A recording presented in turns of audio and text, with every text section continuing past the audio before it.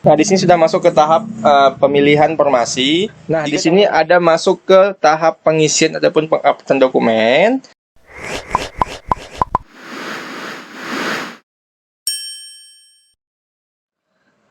Bismillahirrahmanirrahim. Assalamualaikum warahmatullahi wabarakatuh. Kembali lagi di channel Dunia Komputer. Pada kesempatan kali ini kita akan membahas secara lengkap bagaimana proses pendaftaran CPNS dan P3K tahun 2023. Oke, langsung aja kita buka aplikasi Google Chrome. Teman-teman tinggal cari aja di Google yaitu SSCASN 2023. Lalu tinggal klik aja yang paling atas ini, pendaftaran akun SSCASN. Lalu tinggal diklik OK. Nah, untuk pendaftaran akun SSCASN tahun 2023 ini, teman-teman bisa langsung mengisi beberapa data. Yang pertama itu ada NIK ya, atau nomor induk kependudukan, lalu nomor kartu keluarga, lalu nama lengkap sesuai KTP, lalu tempat lahir, lalu tanggal lahir, lalu nomor HP aktif, dan email yang aktif, serta mengisi kode CAPTCHA di bawah ini. Nah, sebelum mengisi semua data, tentunya teman-teman harus baca terlebih dahulu petunjuknya, yaitu di sini penggunaan NIK dan data pribadi orang lain untuk mendaftar akun pada SSCASN merupakan tindak kejahatan dan akan mendapatkan hukuman sesuai dengan peraturan yang berlaku. Lalu yang di sini juga ada peringatan ya. Input email dan nomor kontak diharapkan masih aktif sampai proses pengolahan nilai.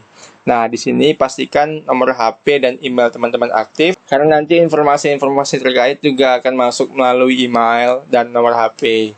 Oke, langsung aja di sini saya mau input dulu nomor induk saya. Selanjutnya mengisi nomor kartu keluarga, lalu mengisi nama lengkap sesuai KTP, lalu mengisi tempat lahir, lalu mengisi tanggal lahir, lalu mengisi nomor handphone yang aktif, lalu mengisi email yang aktif, lalu mengisi kode CAPTCHA.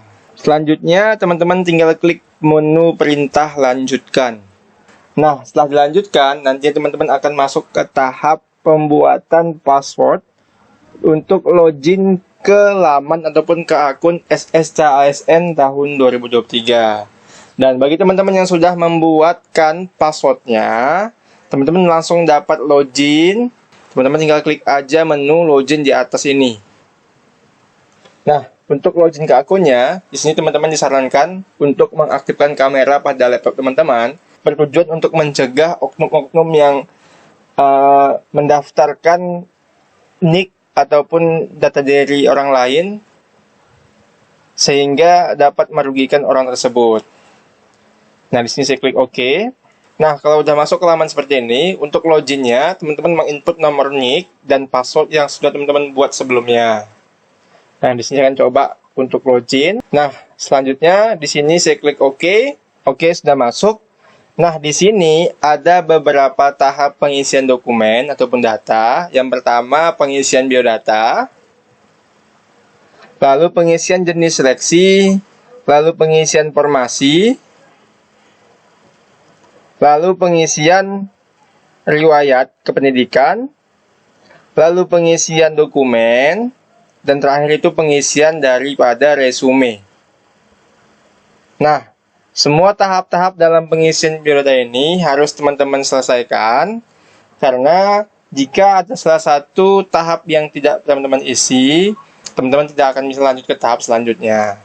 Nah, di sini untuk biodata, teman-teman harus mengisi nama sesuai gelar di kolom ini, lalu gelar depan ijazah, jika ada, misalkan Dr. Andes atau insinyur, lalu tempat lahir, lalu tanggal lahir, lalu email yang aktif atau email yang tadinya teman-teman sudah isi ketika mendaftar di tahap pertama.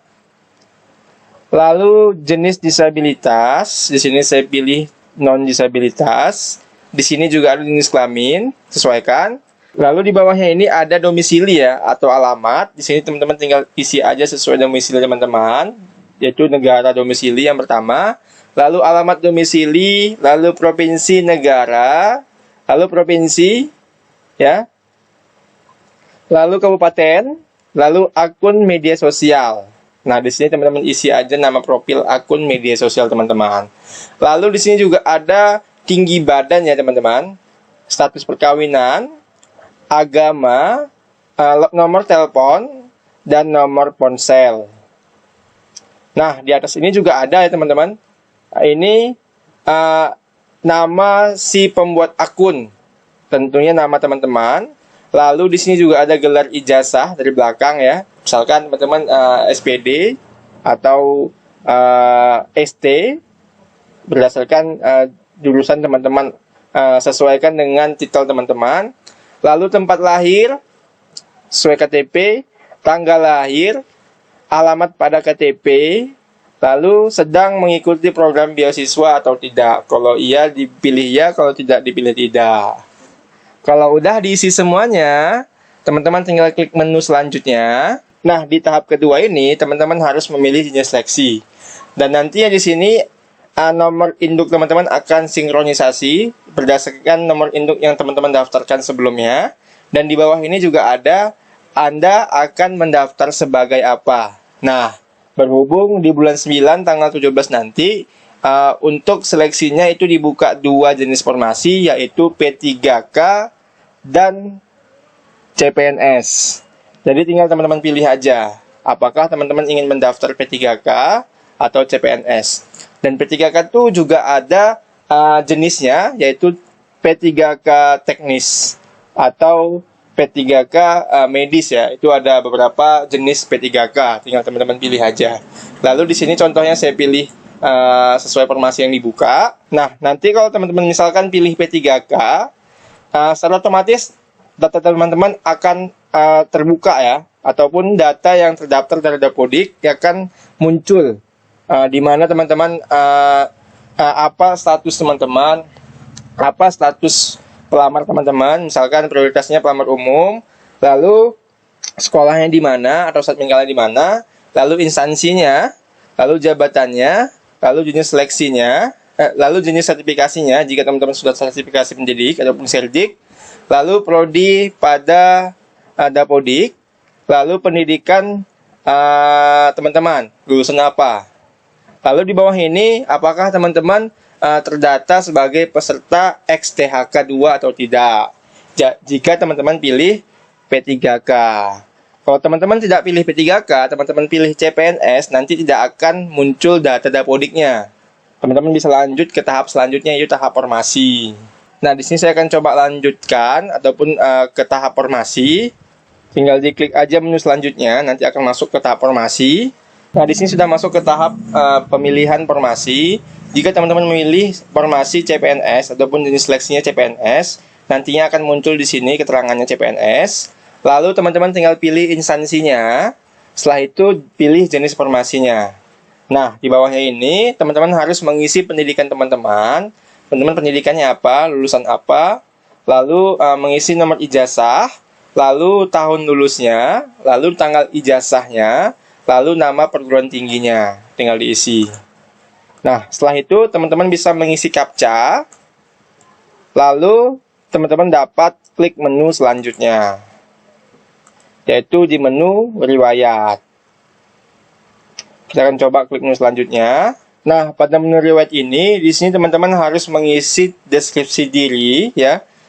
Maksimal dia ada 3.000 karakter. Teman-teman isi aja deskripsi teman-teman tentang diri teman-teman secara singkat.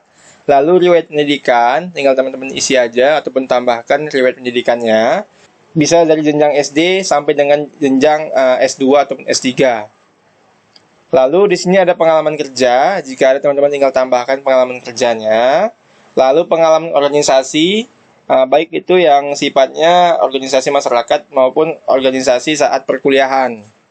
Lalu di sini juga ada pengalaman kursus latihan.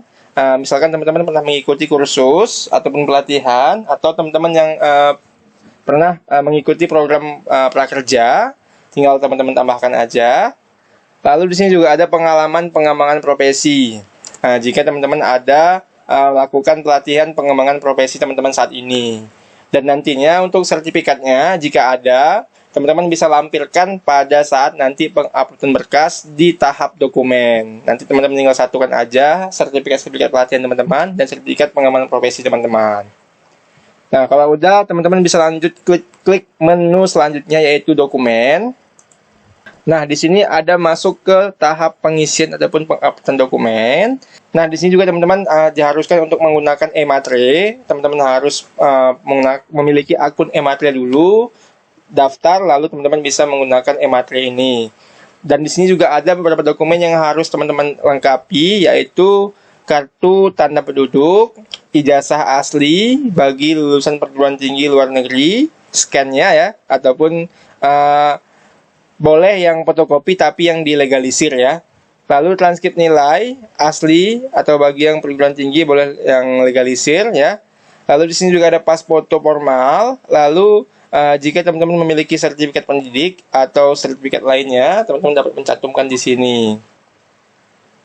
Nah, kalau udah, teman-teman bisa klik menu unggah, dan jika sudah teman-teman unggah, teman-teman bisa klik menu lihat ya, untuk melihat apakah hasil upload dokumen itu berhasil atau pecah. Jadi di sini tidak boleh mengupload dokumen yang kalau dilihat itu pecah, hasilnya tidak jelas. Jadi silahkan diupload ulang. Lalu kalau udah semuanya diupload ya, setelah diunggah, teman-teman dapat cetak kartu informasi akun ya. Teman-teman bisa klik cetak kartu informasi akun. Bisa teman-teman download kartunya. Kalau udah teman-teman download seperti ini ya, ini udah saya download ya, informasi akun. Ini kita coba buka dan hasilnya seperti ini ya. Dan inilah hasil dari kartu informasi akun ya, untuk seleksinya. Ini nanti teman-teman bawa. Ini nanti teman-teman cetak dan teman-teman bawa ketika teman-teman mengumpulkan berkas ataupun masuk ke seleksi tahap awal. Kalau sudah, selanjutnya kita mau masuk ke tahap akhir, yaitu resume. Nah, ini teman-teman tinggal klik aja menu selanjutnya jika semua dokumen yang teman-teman butuhkan sudah diupload. Tergantung formasi yang dipilih. Kalau formasinya misalkan ke Kejaksaan Agung atau ke Kemenkumham, mungkin ada tambahan-tambahan dokumen lain seperti SKTK dan lain-lain.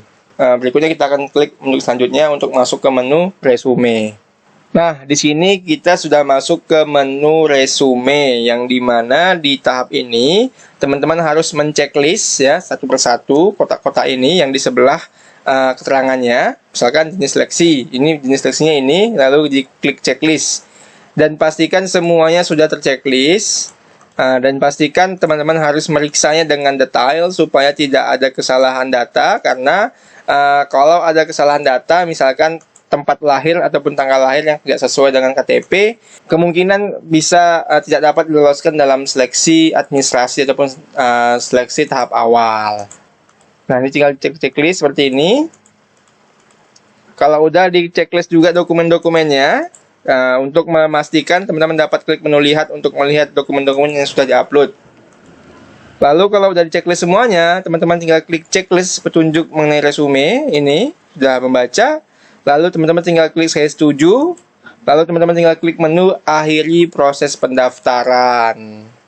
Nah, jika teman-teman sudah mengklik menu akhiri proses pendaftaran ini, teman-teman tidak dapat mengubah semua data maupun dokumen yang teman-teman input sebelumnya. Jadi, pastikan sebelum teman-teman klik menu akhiri proses pendaftaran, teman-teman harus mengisi semua data dan mengupload semua dokumen dengan benar dan teliti, supaya tidak ada kesalahan yang mengakibatkan teman-teman gagal dalam proses tahap seleksi awal maupun seleksi administrasi SSCA-ASN tahun 2023 ini. Kalau sudah, teman-teman bisa klik menu selanjutnya dan nanti akan masuk ke menu ataupun ke tahap finalisasi resume, yang nantinya teman-teman dapat mendownload kartu informasi data dirinya ataupun kartu informasi resumenya. Nah, jadi seperti inilah proses pendaftaran SSCA-ASN tahun 2023, yang dimana prosesnya sama percis atau kemungkinan ada perubahan dari proses sebelum-sebelumnya. Jadi inilah gambarannya teman-teman. Bukan berarti ini sudah buka, tapi ini hanya sebuah gambaran bagaimana proses pendaftarannya. Oke, sampai di sini semoga paham. Sampai bertemu di video berikutnya. Assalamualaikum warahmatullahi wabarakatuh.